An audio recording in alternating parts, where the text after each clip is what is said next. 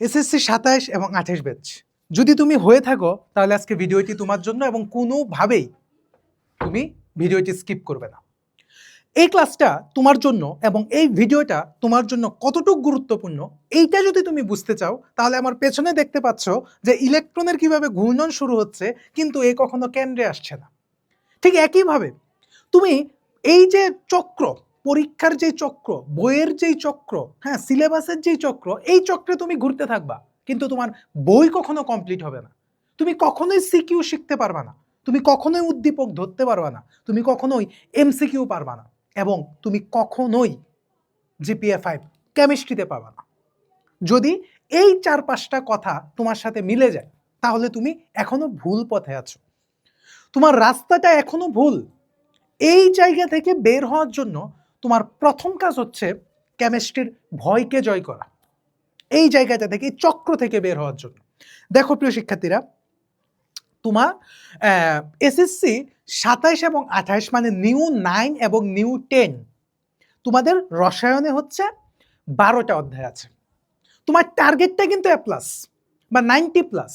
আমি আমাদের যারা পেইড বেসের স্টুডেন্ট আছে, যারা রানিং ক্লাসগুলি করতেছে, তারা জানে আমি সবাইকে বলেছি যে তোমার টার্গেট হচ্ছে 90+। তুমি কখনোই 80+-এর টার্গেট করবে না। এবং তুমি কিভাবে 90+ পাবা এটার দায়িত্ব হচ্ছে আমার।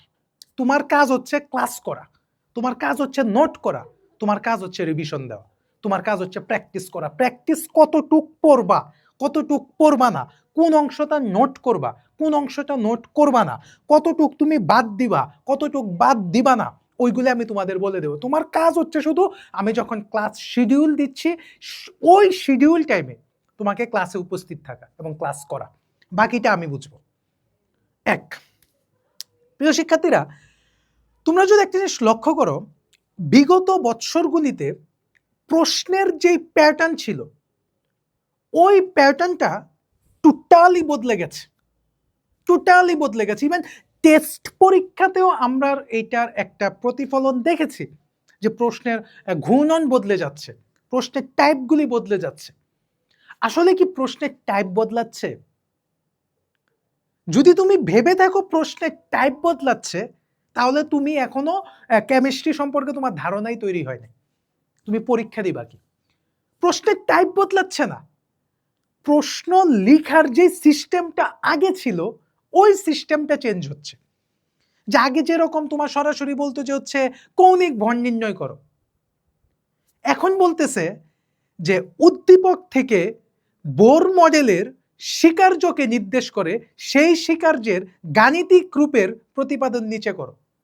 মানে কথাটা হচ্ছে এরকম, এইভাবে তো এত ঘুরায় বলে না, বাট সিস্টেমটা হচ্ছে এরকম।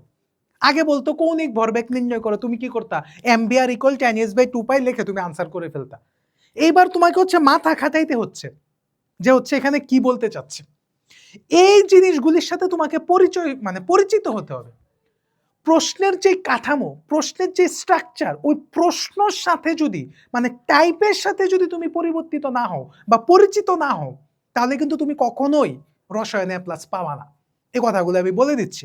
আমি বিগত ধরো 6-7 বছর ধরে পড়াচ্ছি, ইন্টারমিডিয়েট পড়াচ্ছি, অ্যাডমিশন করাচ্ছি মেডিকেল প্লাস ভার্সিটি, এবং আমি আবার তোমাদের 9-এর পড়াচ্ছি, আমি তোমাদের 10-এর কেমিস্ট্রি পড়াচ্ছি, 9-এর কেমিস্ট্রি পড়াচ্ছি, এসএসসির কেমিস্ট্রি পড়াচ্ছি, আবার আমি ইন্টারমিডিয়েট পড়াচ্ছি, আর আমিও অ্যাডমিশন করাচ্ছি। আমার অভিজ্ঞতা হচ্ছে 6 থেকে 7 বছর প্রায়। তাহলে তুমি চিন্তা করতে পারতেছো তোমার ক্লাসগুলি কে নিতেছে? কালকে তোমাদের যে 6ষ্ঠ অধ্যায় রসায়নের, এত এত ম্যাথমেটিক্যাল মায়ের প্যাচ, আমি 2টা সূত্র দিয়েছি, শুধু জাস্ট 2টা সূত্র। এই 2টা সূত্র যদি, এগুলি কিন্তু আমি চাপা মারতেছি না। আমাদের পেইড বেসে যদি তোমাদের কোনো ফ্রেন্ড সার্কেল থাকে ওকে জিজ্ঞেস করো কিভাবে আমি দিয়েছি। মাত্র 2টা সূত্র। একটা সূত্র দিয়েছি n = g/m = x/na = v/22.4।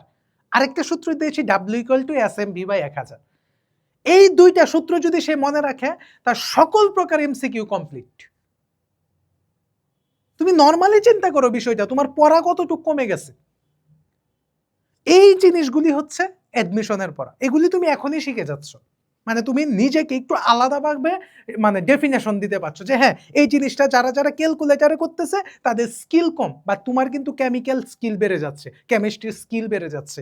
এইভাবেই ছোট ছোট স্টেপ হবে, স্টেপগুলি হবে খুবই ছোট ছোট, কিন্তু এই ছোট ছোট যখন স্টেপগুলি মিলে দেখবে একটা বিশাল বড় স্টেপ হয়ে গেছে। তুমি 1 বছর পরে দেখবে তোমার টেস্ট মানে স্টেপটা খুব বড় হয়ে গিয়েছিল। মানে কেন? মানে কেন? তুমি স্টেপগুলি তো ছোট ছোট নিয়েছিলা। কাজেই প্রিয় শিক্ষার্থীরা, দেরি করে লাভ নাই, সময় গেলে সাধন হবে না। তুমি পারো না এটা তোমার ব্যর্থতা না, তুমি বুঝতেছো না এটাও তোমার ব্যর্থতা না। তোমার ব্যর্থতা হচ্ছে তুমি বুঝার চেষ্টা করতেছো না, তোমার ব্যর্থতা হচ্ছে তুমি পারার চেষ্টা করতেছো না। এরকমও তো হতে পারে তুমি ভালো শিক্ষকই পাও নাই, যে তুমি কি চাচ্ছ ওইটা সে বুঝাইতে পারতেছে না, যেটা আমার ক্ষেত্রে হয়েছিল, যে আমি কি বুঝতে চাচ্ছি, মানে আমি কোন জায়গাটাতে বুঝতে চাচ্ছি ওইটা বুঝাতে পারতেছে না। এটা হচ্ছে জেনারেশনের একটা বিষয় আছে, জেনারেশনের একটা বিষয় আছে, এটা স্বাভাবিক। আমি কিন্তু আগামী 30 বছর পরে কিন্তু আমি তোমার মানে মুখের কথাটা বুঝবো না যে তুমি আমাকে কি বুঝাইতে চাচ্ছ, বাট আমি এখন কিন্তু বুঝি। কারণ কি, আমি ক্লাসে স্টুডেন্ট হয়ে স্টুডেন্টকে পড়াই, যদিও আমি রানিং স্টুডেন্ট, স্টুডেন্ট হয়ে আমি স্টুডেন্টকে পড়াই, আমি টিচার হয়ে কিন্তু স্টুডেন্টকে পড়াই না কেমিস্ট্রি ক্লাসে। যার কারণে ওরা কোন জায়গাটায় বুঝে না ওইটা আমি বুঝি, কারণ আমি ওই জায়গাটায় প্রবলেম ফেস করেছিলাম। এবং যারা এই যে 6, 7, 8 বছর ধরে পড়াচ্ছি, সেম আমি বুঝতে পারি যে ওই জায়গাটা বুঝে না। যখন শেষ করি সব বুঝছো, হ্যাঁ বুঝছি। এই যে বুঝছে এই কথাটা যখন ও বলে, ওর চেহারা দেখে কিন্তু আমি বুঝি যে ও বুঝছে কি বুঝছে না। এই মেইন কারণগুলি হচ্ছে অভিজ্ঞতা, এই মেইন কারণগুলি হচ্ছে বোর্ড প্রশ্নগুলি রিসার্চ, এই মেইন কারণগুলি হচ্ছে স্টুডেন্টের সাথে আমার কম্বিনেশন। প্রিয় শিক্ষার্থীরা, কেমিস্ট্রি কঠিন না, আমি তো বললাম এইটা তোমাদের কাছে কঠিন বানানো হয়েছে, আমাদের দ্বারাই করা হয়েছে জিনিসটা।